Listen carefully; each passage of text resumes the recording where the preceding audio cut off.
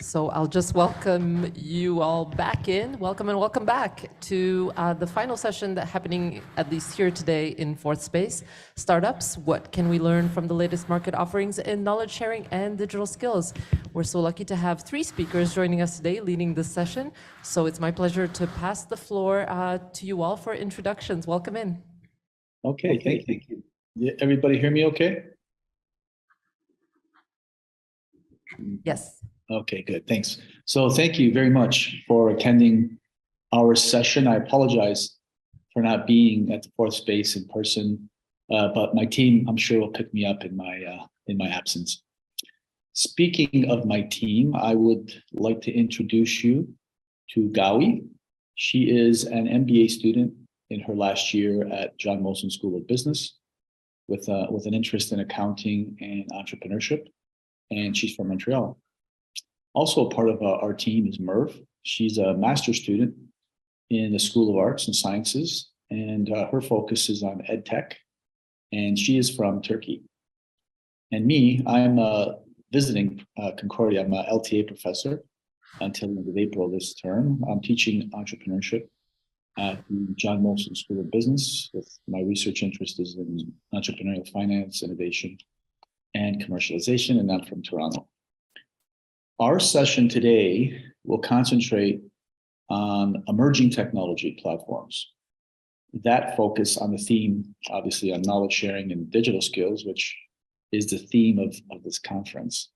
So we chose to look at the VC space or the venture space in two cities in Canada, Montreal and Toronto, that have already completed their due diligence on these type of platforms and have gone so far as to make investments in each of these types of digital platforms.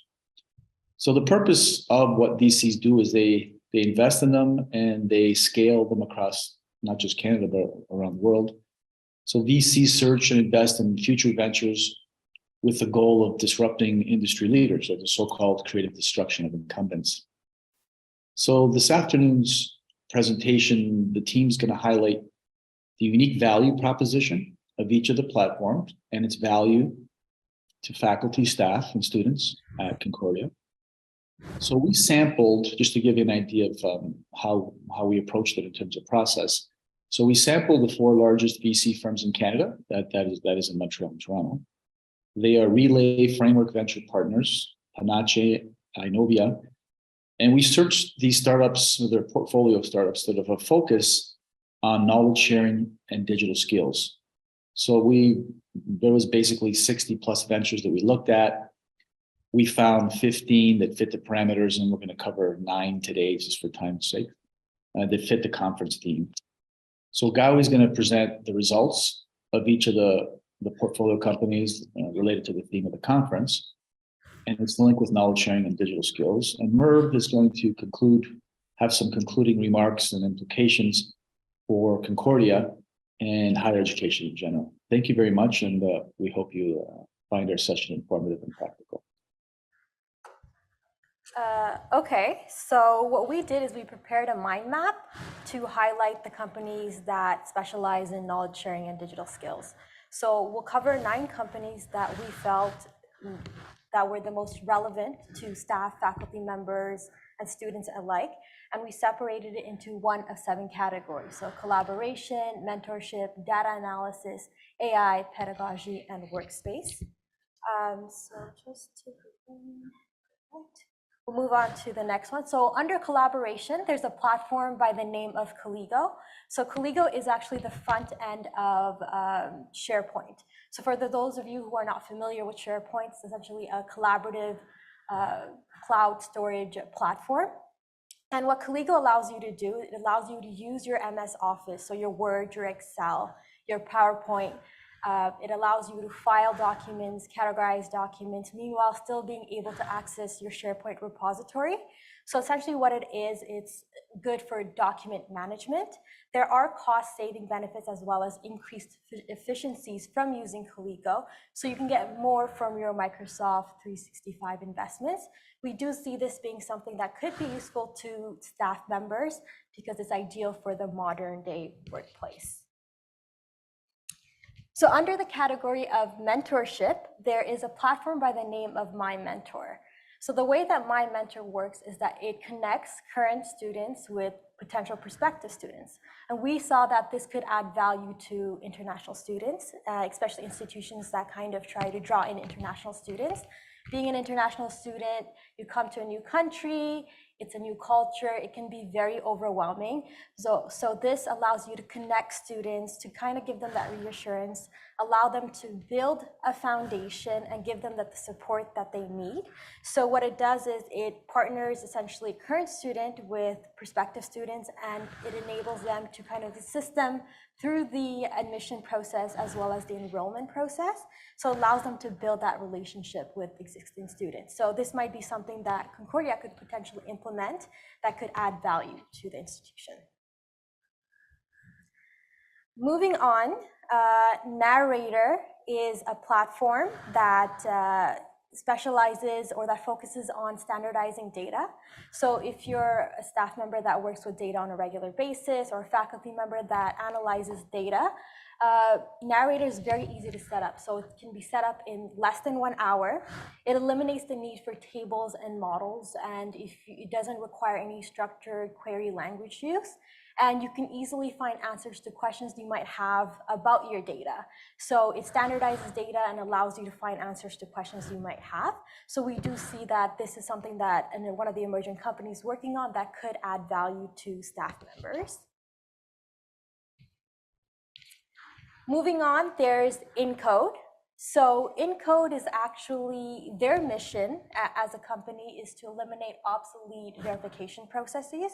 So it eliminates the need for paper IDs. So being in a university, I'm sure students have student IDs, employees have employee IDs, and these can easily be lost, forged, or copied. And this eliminates that. What it focuses on is digital IDs, which is also ideal for the modern day workplace, right? So it minimizes fraud, it increases governance and compliance, and it eliminates the need for these paper IDs. It's actually very secure even when working remotely, which is the new workplace, modern day workplace, which therefore this is something that can be also implemented.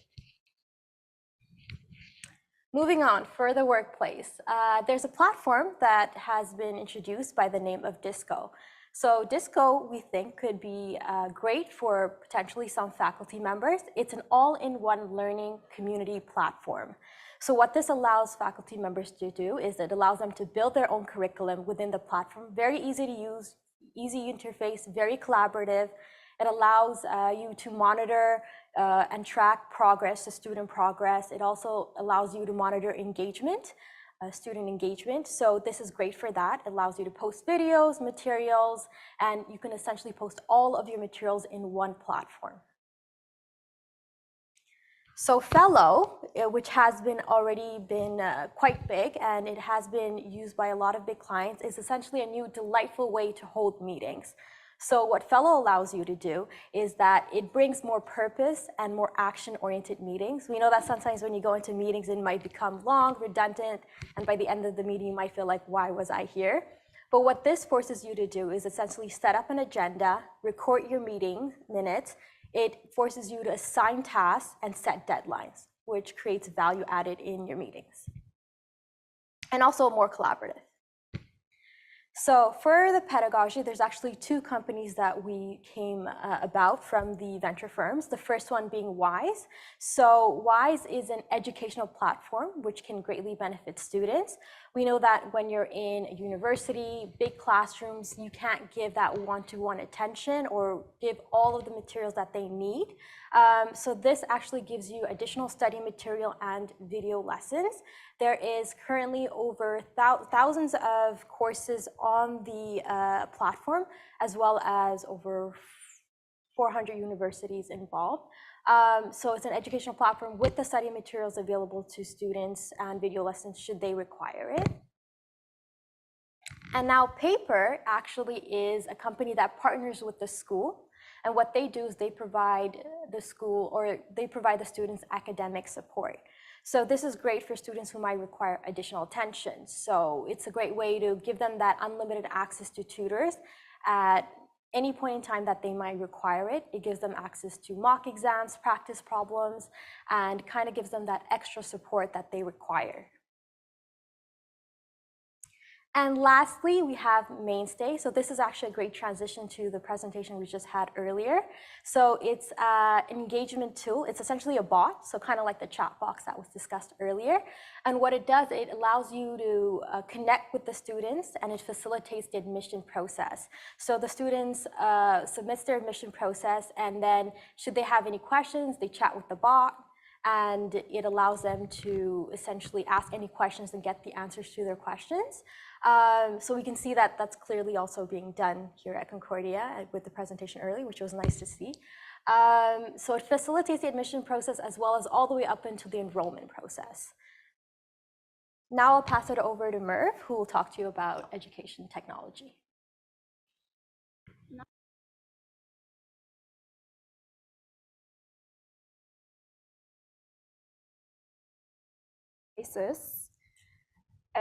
According to the Association for Educational Communications and Technology, the definition of educational technology is a complex and integrated process involving people, procedures, ideas, devices, and organization for analyzing problems and devising, implementing, evaluating, and managing solutions to those problems involved in all aspects of human learning. This view of educational technology is related to contributing to the organizational revolution within society. And the advantages of EdTech for learners include visuality, creativity, sharing, collaboration, accessibility, interactivity, data to track processes, and digital literacy skills.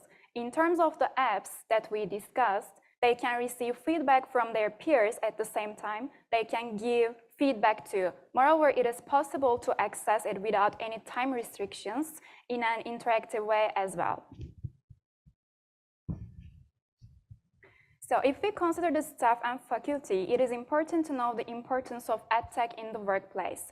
It happens through training, mentorship, or skill building programs to improve the employee's performance. And why is upskilling important in today's world? For instance, when we examine the data related to it, according to the World Economic Forum and PwC upskilling report, about 50% of all workforce throughout the world will need reskilling by 2025. Moreover, the PwC report demonstrates that 39% of employers are concerned that their job will be outdated in the next 5 years. And LinkedIn Future of Work shows that workers' skills have changed for jobs by nearly 25% since 2015. Furthermore, this figure is expected to double by 2027. And think about the numbers. For example, more than 70% of employees who are at high risk of leaving their company want to leave in order to advance their careers.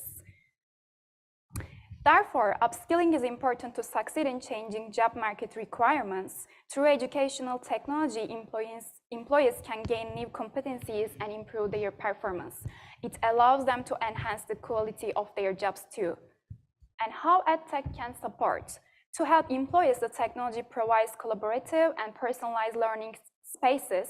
In terms of upskilling, it is important to note that EdTech companies will have a revolutionary impact on the workforce. Moreover, technology facilitates the learning process and allows employees to advance their skills more competently. It will be applicable if employees have the opportunity to improve their capability in several routes with collaboration and demonstration. And what are the benefits of EdTech?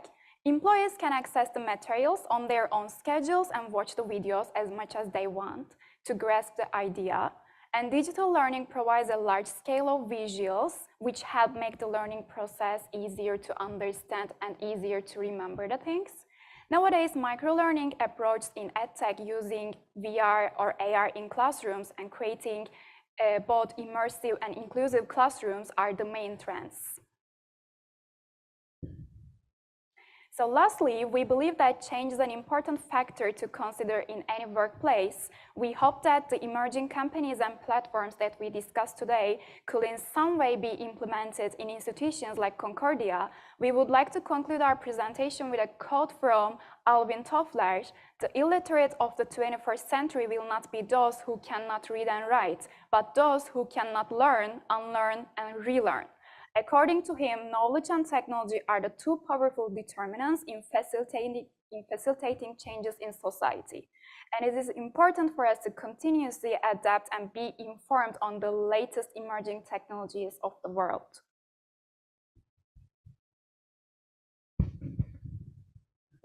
Thank you.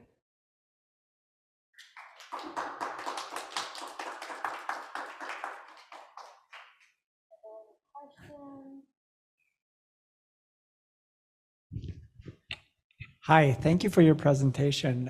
It's very on topic. I found it very interesting in terms of the startups you listed. And I guess one of my questions, having had the experience of working a lot with acquisitions in a public institution and a university, it feels sometimes that startups are very disadvantaged just because we have such high requirements in terms, there's a high barrier of entry in terms of the rules from the Conseil du Trésor in terms of how we have to purchase certain solutions and the fact that we need to do public tenders. And usually public tenders are a massive time investment that startups are not well prepared to handle. And I'm just wondering if you guys have any thoughts about lowering that barrier of entry, or how we can facilitate startups being able to have access to those purchase initiatives we have, and just general thoughts in that vein. Well, I can comment on that. So I actually work for the government myself, so I understand the bureaucracy and the red tape that comes along with it. And we actually do specialize. I work for public services, so we work on the contracts for IT softwares and stuff of that nature. And that is the barrier, and that's kind of why we kind of said, well, this is what's happening right now, what companies are working on. So you don't need to necessarily adopt these specific softwares, but as we've seen in the presentation earlier, it's still being done. So there's the bot that they're trying to implement through Moodle. So it can be done. You can take that and then try to implement it. I think it comes down to, well, how can startups kind of get through that door? Well, the fact that they've kind of have these venture firms investing in them, so that extra fund to try to get that, that public awareness. Or for example, we have Caligo, which has essentially, it's the front end of SharePoint. And I know SharePoint for example, in the government, we use it.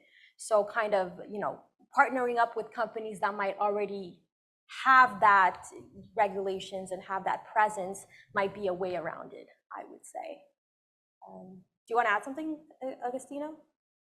Yeah, sure. I think the point is a good one, because part of the whole push is to how to, innovation, and how the government promotes a culture of innovation. And I think startups do play an important role, which is hence why we thought the presentation would be useful to the Concordia community. But these barriers to entry, really, it's a resistance to change. I think Merv's quote at the very end is a powerful one that we thought we'd leave the group with, is that, in today's market, it's tough. It's the 10 times rule, right? 10 times better, faster, or cheaper, or some combination of that. So I think if startups really don't have a really disruptive product offering or a platform offering, and catering to like the university environment, it's tough, because governments, universities, the bureaucracy or the layers that they have to go through sometimes can be quite challenging.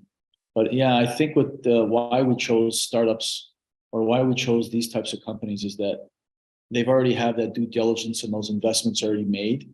So the legitimacy, because I'm sure that's part of it too, is why they don't really get market acceptance at first. But yeah, I think part of that has to do with the culture of any institution that maybe values disruptive innovation. And I guess that's how I would answer that.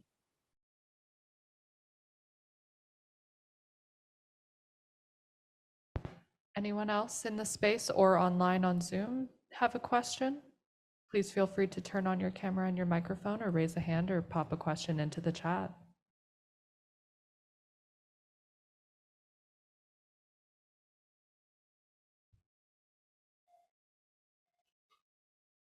Okay, well, in that case, thank you so much to our presenters. Thank you so much. Thank you. Excellent job, and thank you so much for joining us for day 1 of Digital Skillshare Days. And thank you to Paul for organizing it. You can find this on YouTube. Thanks, guys.